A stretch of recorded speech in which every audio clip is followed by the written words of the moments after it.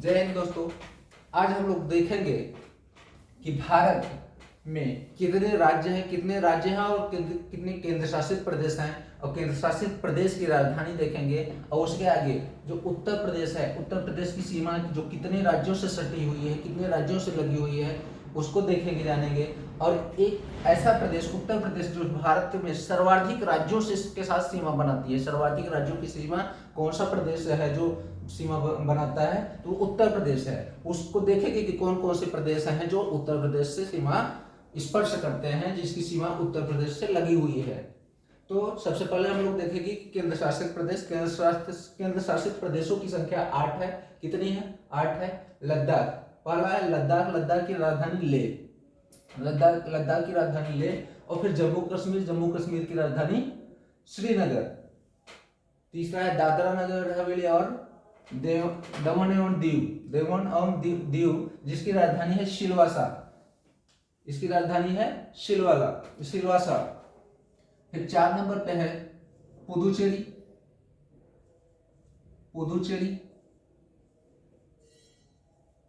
पुदुचेरी जिसकी राजधानी है पांडिचेरी। पुदुचेरी की राजधानी पांडिचेरी। और पुदुचेरी एक ऐसा राज्य है जिसकी सीमाएं, या इसमें 4 जिले हैं। पुदुचेरी में 4 जिले हैं और यह 3 राज्यों में फैला हुआ है। 3 राज्यों में, एक तमिलनाडु में, आंध्र प्रदेश में और केरल में। ये 4 हो गए। पांचवा कौन सा राज्य है जो केंद्र शासित प्रदेश है? चंडीगढ़। कौन सा है?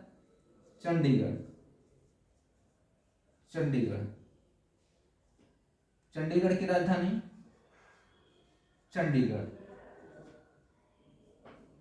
फिर है दिल्ली, 6ठे नंबर पे दिल्ली की राजधानी नई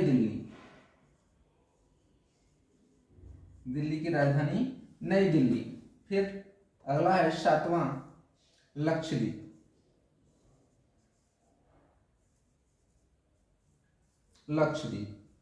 इसकी राजधानी कवरत्ती।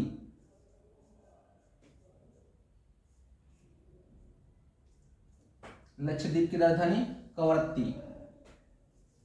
फिर 8वां है और अंतिम अंडमान निकोबार द्वीप समूह।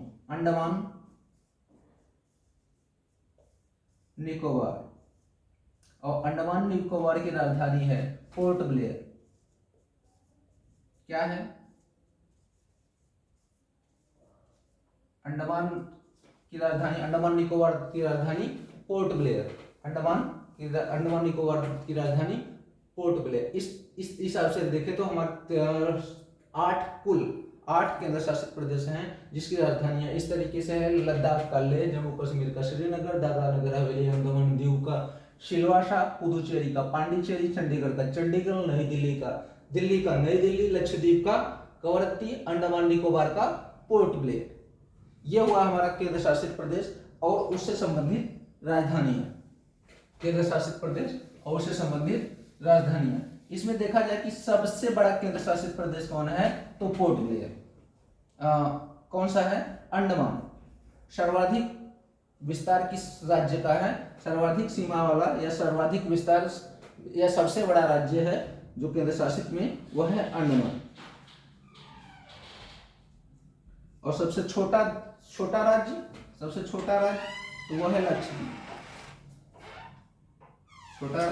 तो वह है लक्षद्वीप। छोटा राज्य कौन सा है? लक्षद्वीप। और सबसे बड़ा अंडमान निकोबार द्वीप समूह। केंद्र शासित प्रदेशों में सबसे बड़ा जो राज्य है वह अंडमान निकोबार द्वीप समूह है, और सबसे छोटा जो राज्य है वह लक्षद्वीप है। इस हिसाब से हमने देखा। और जो सामान्य राज्य हैं उसमें सबसे बड़ा राज्य जो है वह राजस्थान है। और सबसे छोटा राज्य है वह गोवा है। सबसे बड़ा राजस्थान और सबसे छोटा गोवा। सबसे बड़ा राजस्थान और सबसे छोटा गोवा। इस चीज को ध्यान में रखिएगा कि सबसे बड़ा राज्य कौन सा है, तो राजस्थान। राजस्थान और सबसे छोटा गोवा। गोवा की राजधानी पणजी सबको पता है, सभी राज्यों की राजधानियां आपको लर्न कर लेना है। आगे हम लोग देखेंगे कि उत्तर प्रदेश, उत्तर प्रदेश एक राज्य है जिसमें हम सभी लोग निवास करते हैं। उस राज्य की सीमा कितने राज्यों से स्पर्श करती है, कितने कितने राज्यों से स्पर्श करती है, कितने राज्यों से स्पर्श स्पर्श करती है, किसकी, उत्तर प्रदेश की। कितने राज्यों से, तो पहला राज्य है आपका बिहार। कौन सा है, बिहार। बिहार के बाद जो राज्य है वह झारखंड है। बिहार के बाद झारखंड, फिर झारखंड के बाद थोड़ा सा लगता है छत्तीसगढ़। कौन सा है राज्य, छत्तीसगढ़। छत्तीसगढ़ के बाद एमपी, मध्य प्रदेश। बिहार हो गया, झारखंड हो गया, छत्तीसगढ़, फिर मध्य प्रदेश और उसके बाद राजस्थान। कौन सा है, राजस्थान। राजस्थान, फिर हरियाणा भी है, हरियाणा है जो उत्तर प्रदेश से लगा हुआ है, हरियाणा। और बहुत थोड़ा सा उत्तर प्रदेश की सीमा को स्पर्श कर रहा है हिमाचल प्रदेश। कौन सी राज्य है, हिमाचल प्रदेश। हिमाचल प्रदेश बहुत थोड़ी सी सीमा को स्पर्श कर रहा है। और फिर है उत्तराखंड। तो कितने राज्य हो गए, 1 2 3 4 5 6 7 8।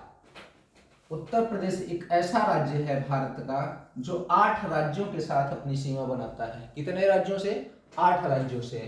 बिहार से, झारखंड से, छत्तीसगढ़ से, मध्य प्रदेश से, राजस्थान से, हरियाणा से, हिमाचल प्रदेश से, उत्तराखंड से, और एक केंद्र शासित प्रदेश है जो दिल्ली है। एक केंद्र शासित प्रदेश भी है जो दिल्ली। इतने राज्यों से उत्तर प्रदेश की सीमा लगती है। कहने का मतलब है 8 राज्य हैं और एक केंद्र शासित प्रदेश है जिससे उत्तर प्रदेश की सीमा स्पर्श करती है। और भारत में इतने ऐसे कोई राज्य नहीं है जिनकी सीमा 8 राज्यों से लगती हो। हम देखते हैं कि मध्य प्रदेश सबसे मध्य में है, मध्य प्रदेश सबसे मध्य में है। उसकी सीमा महाराष्ट्र, छत्तीसगढ़, उत्तर प्रदेश, राजस्थान और गुजरात। तो 5 राज्यों से, 1 2 3 4 5। मध्य प्रदेश की जो सीमा है वह 5 राज्यों से लगती है, 5 राज्यों से लगती है। तो सर्वाधिक प्रश्न आएगा कि भारत की वह कौन सी राज्य है जो सर्वाधिक राज्यों के साथ सीमा बनाती है। तो कौन सा राज्य है, उत्तर प्रदेश। कौन सा राज्य है, उत्तर प्रदेश। और उत्तर प्रदेश का स्थान कौन सा है, वह सबसे बड़े राज्य कौन से हैं, या वह उत्तर प्रदेश का भारत में कौन सा नंबर है जो सबसे बड़ा है, या उत्तर प्रदेश से बड़े राज्य और कितने हैं। तो सबसे बड़ा राज्य है वह राजस्थान, सबसे बड़ा राजस्थान, फिर मध्य प्रदेश और उसके बाद महाराष्ट्र, और चौथे नंबर पे, कौन से नंबर पे, चौथे नंबर पे आपका उत्तर प्रदेश है, चौथा स्थान है। कौन सा स्थान है, चौथा स्थान है। उत्तर प्रदेश का कौन सा स्थान है, चौथा स्थान। भारत में उत्तर प्रदेश का चौथा स्थान है। और भारत का जो विस्तार है, जो स्थलीय विस्तार है, भारत का पूरा स्थलीय या द्वीप वाले भी जो राज्य हैं, स्थलीय और द्वीप सहित जो विस्तार है वह 32,87,263 वर्ग किलोमीटर जो भारत का विस्तार है। भारत का विस्तार कितने में है, तो 32,87,263 किलोमीटर। भारत का विस्तार 32,87,263 किलोमीटर। आपको इस संख्या को याद करना है। और इसके बाद इसी तरीके से जो उत्तर प्रदेश है, उसका भी कोई निश्चित आकार होगा, उसकी भी कोई भूभाग, निश्चित भूभाग होगी। उत्तर प्रदेश का विस्तार कौन से नंबर का राज्य है? तो चौथे नंबर का है। उत्तर प्रदेश किस नंबर का राज्य है? तो चौथे नंबर का है। और इसका विस्तार कितना है? 2,40,928 वर्ग किलोमीटर। जो उत्तर प्रदेश का विस्तार है 2,40,928 वर्ग किलोमीटर में फैला हुआ है। कौन सा? उत्तर प्रदेश। उत्तर प्रदेश कितने में है? 2,40,928 वर्ग किलोमीटर में। और भारत का तो 32,87,263 वर्ग किलोमीटर में भारत का विस्तार है। भारत का विस्तार कितने में है? 32,87,263 वर्ग किलोमीटर। ठीक है। अच्छा, हम लोग भूगोल देख रहे हैं, तो भूगोल का भी कोई पिता होगा, भूगोल के कोई जनक होंगे। तो भूगोल के जनक कौन है? अलेक्जेंडर वान हम्बोल्ट। अलेक्जेंडर वान हम्बोल्ट भूगोल के पिता, भूगोल के पिता या जनक कौन है? Alexander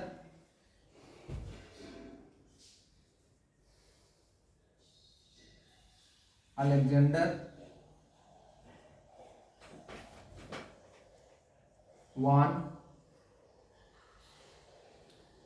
Humboldt. अलेक्जेंडर वान हम्बोल्ट ये है भूगोल के पिता। उसी तरीके से व्यवस्थित भूगोल के पिता होंगे। व्यवस्थित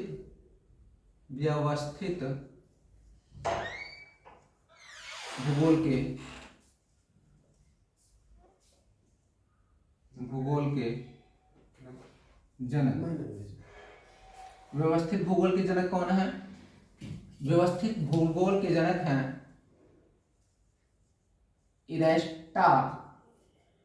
इरास्टोथनीज।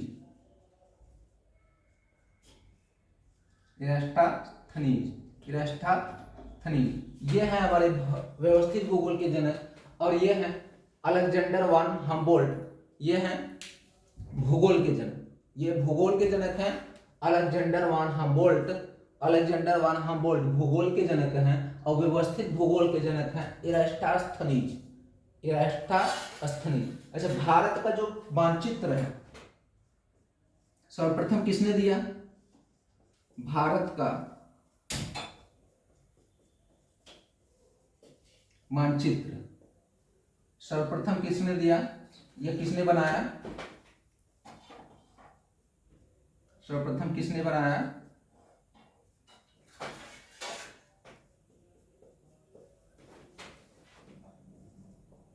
सर्वप्रथम किसने बनाया? कौन है? एनविल।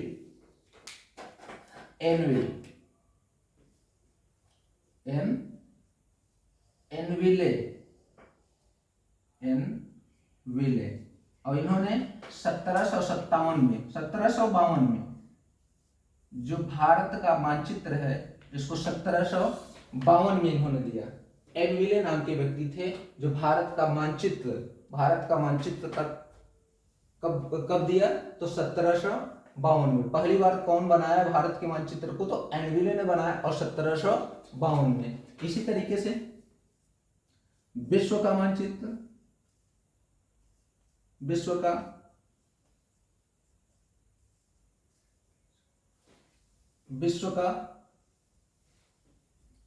का मानचित्र किसने बनाया? तो अलेक्जेंडर कौन है? विश्व के मानचित्र बनाने वाले एनेक्जीमेंडर।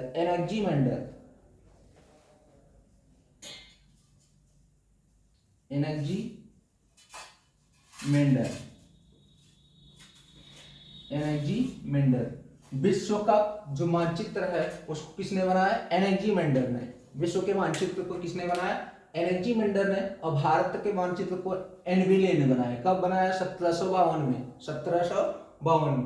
और भूगोल के पिता अलेक्जेंडर वान हम्बोल्ट हैं। भूगोल के पिता अलेक्जेंडर वान हम्बोल्ट हैं। और व्यवस्थित भूगोल के जनक कौन है? व्यवस्थित भूगोल के जनक कौन है? इरास्टोस्थेनीज है। इरास्टोस्थेनीज। ये जो डाटा है आपको इसको याद कर लेना है। ये जो डाटा है इंपॉर्टेंट डाटा है, इसको याद करना बहुत ही जरूरी है। तो हम क्या देखें कि जो भारत का जो भौगोलिक विस्तार है वह 32,87,263 वर्ग किलोमीटर में है। और जो उत्तर प्रदेश का भौगोलिक विस्तार है वह 2,40,928 वर्ग किलोमीटर में है। और इससे पहले हम लोग क्या देखें कि जो केंद्र शासित प्रदेश हैं कुल कितने हैं, उसकी राजधानियां देखा हम लोगों ने। और फिर उसके बाद क्या देखा कि उत्तर प्रदेश जो सर्वाधिक राज्यों के साथ सीमा बनाती है वह कितने राज्य हैं? तो 8 है और एक केंद्र शासित प्रदेश है। इसके बाद हम लोग देखेंगे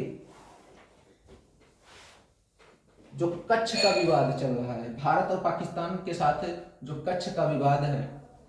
कच्छ का विवाद, कच्छ भारत का सबसे बड़ा जिला है। अच्छा, सबसे बड़ा जिला है तो उस भारत में कुल कितने जिले हैं? तो 640 जिले हैं।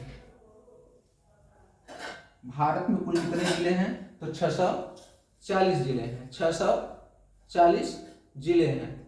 640 जिले। भारत में कुल कितने जिले हैं? 640 जिले। और भारत का सबसे बड़ा जिला तो गुजरात का कच्छ है। गुजरात का कच्छ। और सबसे छोटा तो पुदुचेरी का माहे, जो केरल राज्य की सीमा को स्पर्श करता है। जो केरल राज्य की सीमा को स्पर्श करता है। कुल कितने जिले हैं? 640। जो कच्छ के रण का विवाद है, जो कच्छ का रण का विवाद है, जो कच्छ की जो सीमा है वह 20,720 वर्ग किलोमीटर में फैला हुआ है। वर्ग किलोमीटर में कच्छ का विस्तार है। कच्छ का रण का जो विस्तार है वह 20,720 वर्ग किलोमीटर में फैला हुआ है। 20,720 वर्ग किलोमीटर फैला हुआ है। यह भारत के अधिकार क्षेत्र में है। जो कच्छ का रण है यह भारत के अधिकार क्षेत्र में है, जो गुजरात राज्य में स्थित है। यह दलदली क्षेत्र है। भारत इसे दलदली क्षेत्र कहता है। क्या कहता है? दलदली क्षेत्र कहता है। लेकिन पाकिस्तान आके कहता है कि ये नहीं, कच्छ हमारा क्षेत्र है। कच्छ हमारा क्षेत्र है। और यह कच्छ दलदली क्षेत्र न होके एक झील है। क्या है? एक झील है। और इसे जो सर्वोच्च अदालत है, जो विश्व की अदालत है, वहां इसने दावा करता है कि यह कच्छ का जो दलदली क्षेत्र है वह दलदली क्षेत्र न होके एक झील है। और झील पर दोनों देशों का अधिकार है। पाकिस्तान भी अपना अधिकार जताता है। पाकिस्तान अपना अधिकार जताता है कि नहीं, ये हमारे क्षेत्र में है, हमारे देश से सटा हुआ है, इस पे हमारा अधिकार है। तो यहाँ पे जो कच्छ का रण है उसकी सीमा जो है लगभग इतना है 20,920 वर्ग किलोमीटर। और जो पाकिस्तान अपना अधिकार जताता है, पाकिस्तान जो अपना अधिकार जताता है वह 9,065 वर्ग किलोमीटर पर, 9,065 वर्ग किलोमीटर पर अपना अधिकार जताता है। कौन?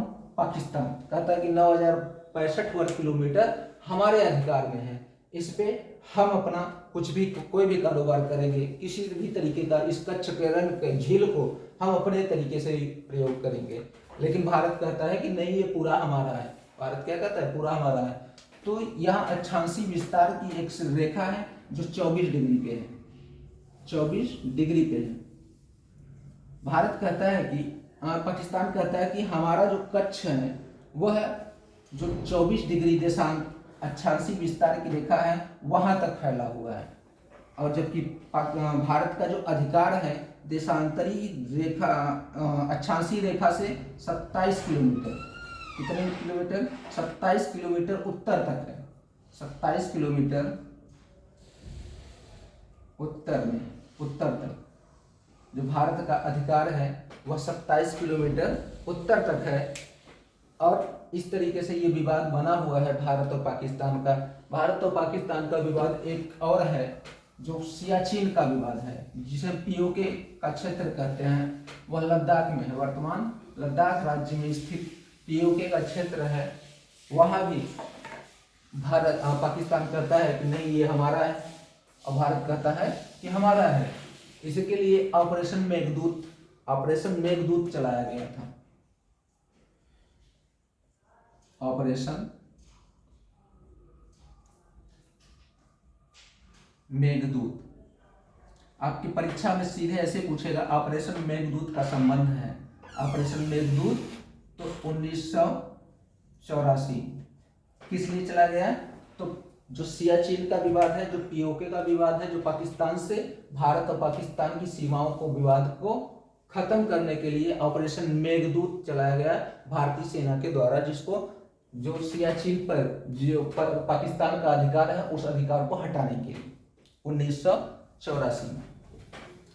तो हम लोग कच्छ के रण को विवाद, कच्छ का जो रण है जो विवाद है वहां भी देखें। और सियाचिन का विवाद है। सियाचिन एक ग्लेशियर है जो विश्व में सर्वाधिक ऊंचाई पे है, और यह जो युद्ध का स्थान है भारत और पाकिस्तान के बीच, अक्सर यहाँ पे युद्ध होता है। और यह विश्व के सर्वोच्च ऊंचाई का युद्ध क्षेत्र है, सर्वोच्च ऊंचाई का युद्ध क्षेत्र है सियाचिन। और सियाचिन लगभग 5700 मीटर की ऊंचाई पे है, 5700 मीटर की ऊंचाई पर है। और यहाँ का जो तापमान रहता है -50 डिग्री, -50 डिग्री तक चला जाता है, -50 डिग्री तक चला जाता है। और यहाँ जीवन बड़ा ही मुश्किल हो जाता है, जीवन संभव बड़े मुश्किल से होता है। यहाँ कीड़े मकोड़े भी जीना इनका दुश्वार हो जाता है। और इसी का फायदा उठा के पाकिस्तान हमेशा वहाँ कुछ न कुछ आए दिन विवाद करता रहता है। अच्छा, अब हम लोग देखेंगे कि जो भारत और श्रीलंका के बीच क्या है? पाक स्ट्रेट जो भारत को श्रीलंका से अलग करता है, कौन सा वो स्थान है? पाक स्ट्रेट। इसी तरीके से ग्रेट निकोबार को इंडोनेशिया से, ग्रेट निकोबार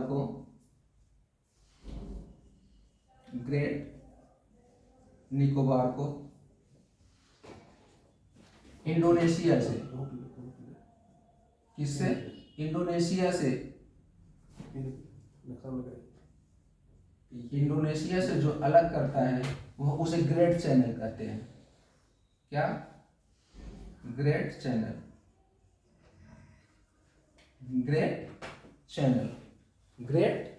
चैनल। और उसी में है लघु अंडमान को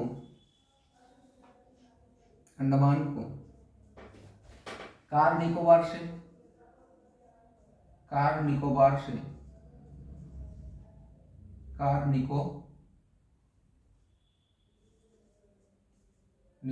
से जहां से ये दोनों अब एक दूसरे से अलग होते हैं वह 10 डिग्री चैनल है।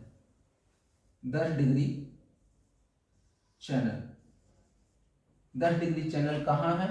तो लघु अंडमान को कार निकोबार से अलग जहां से होता है वहां 10 डिग्री चैनल है।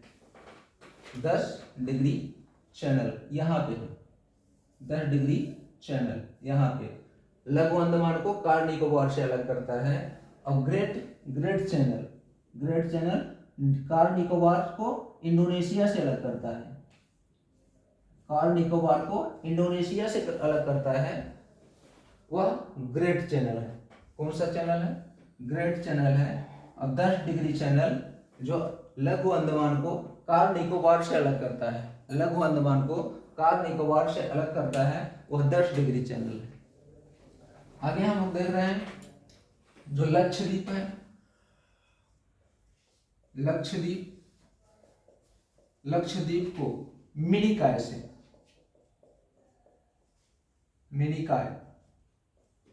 लक्षद्वीप को मिनिकॉय से जो अलग कर रहा है वह 9 degree channel, 9 degree channel.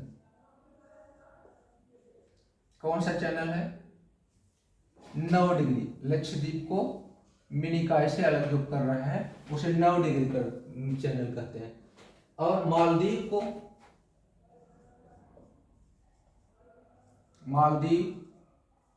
Maldives को मिनिकॉय से, मालदीव और मिनिकॉय के बीच में 8 डिग्री चैनल है, 8 डिग्री चैनल, 8 डिग्री चैनल। तो प्रश्न आपसे पूछा जाएगा कि 8 डिग्री चैनल का संबंध है, ऑप्शन में दे दिया जाएगा ग्रेट निकोबार का इंडोनेशिया से, लघु अंडमान का कार निकोबार से, मालदीव का मिनिकॉय से, लक्षद्वीप का मिनिकॉय से। तो 8 डिग्री चैनल का संबंध मालदीव का मिनिकॉय से है। 8 डिग्री चैनल का संबंध किससे है?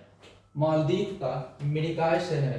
पूछेगा कि लक्षद्वीप और मिनिकॉय के बीच में कौन से चैनल है? लक्षद्वीप और मिनिकॉय के बीच में कौन सा चैनल है? तो 9 डिग्री चैनल है, 9 डिग्री चैनल है। कार निकोबार को इंडोनेशिया से अलग किया जाता है तो ग्रेट चैनल से। किस चैनल से? ग्रेट चैनल से।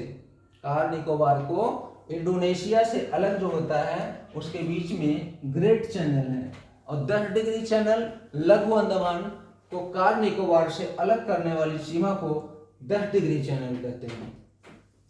आइए इसके बाद हम लोग देखते हैं, अच्छा जो हमारे राज्यों का बंटवारा है भाषा के आधार पे हुआ है। किस आधार पे हुआ है?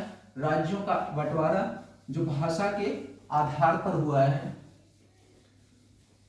पहला जो भाषा के आधार पर गठित होने वाला राज्य है वह कौन सा है? इसको आप लोग बताएंगे, इसको आप लोग कमेंट बॉक्स में बताएंगे कि पहला कौन सा राज्य है जो भाषा के आधार पर गठित हुआ था। और भाषा के आधार पर जो गठन हो रहा था उसका विरोध करने वाला कौन सा आयोग है? डार आयोग जो 1948 में आया। कब आया? 1948 में। इन्होंने क्या किया? जो भाषा के आधार पर राज्यों का विभाजन हो रहा था उसका विरोध किया। कौन किया? डार आयोग ने भाषा के आधार पर बंटवारे का विरोध किया। उन्होंने कहा कि इस आधार पे नहीं होना चाहिए, इस आधार पर बंटवारा नहीं होना चाहिए, भाषा के आधार पर बंटवारा नहीं होना चाहिए। उसका इन्होंने क्या किया? विरोध किया, उसका इन्होंने विरोध किया। अब आइए हम लोग देखते हैं कि जो हमारा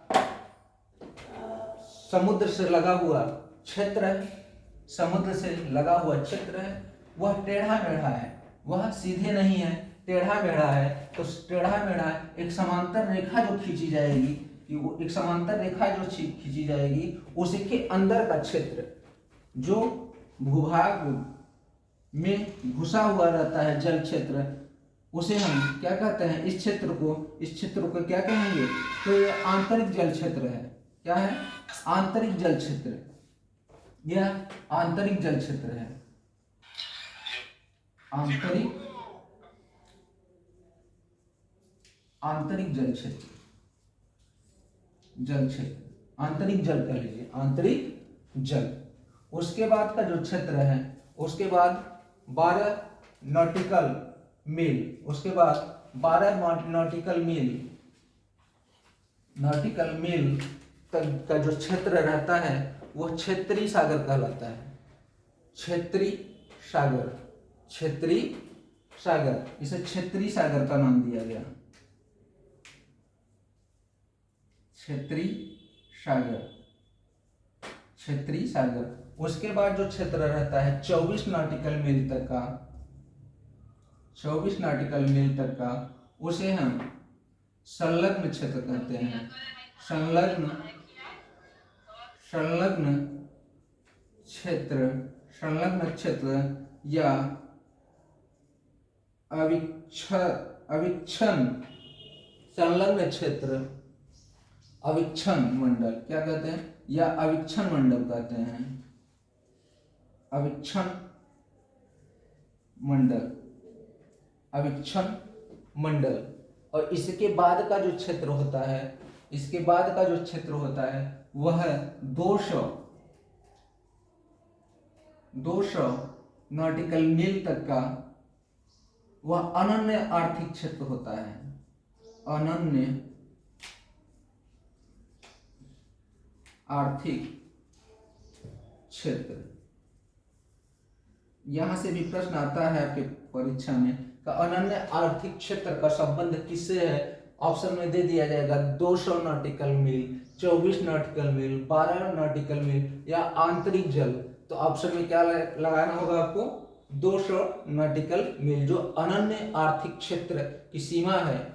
इसके बाद की जो सीमा है उसे उच्च सागर कहते हैं।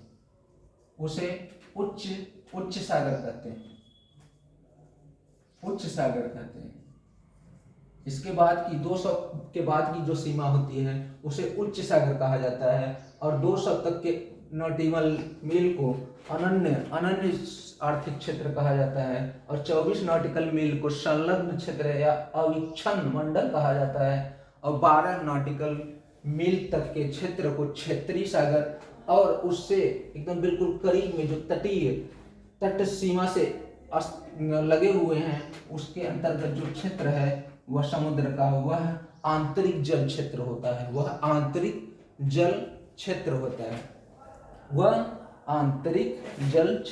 है। एक नॉटिकल मील बराबर 1.8 मील के होता है। एक नॉटिकल मील के बराबर 1.8 मील के होता है। और एक मील के बराबर 1609 मीटर के बराबर होता है। एक मील के बराबर 1609 मीटर का होता है। और 200 नॉटिकल मील बराबर 2.02 मिलियन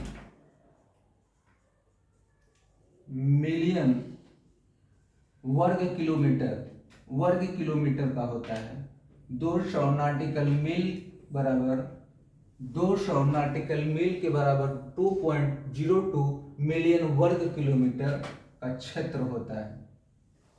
यह है हमारा समुद्री विस्तार या भारत का जो जलीय विस्तार है वह है। इसे भी जानना जरूरी है, हमारी परीक्षा में अक्सर यहाँ से प्रश्न पूछा जाता है। तो आज की क्लास में इतना ही, धन्यवाद।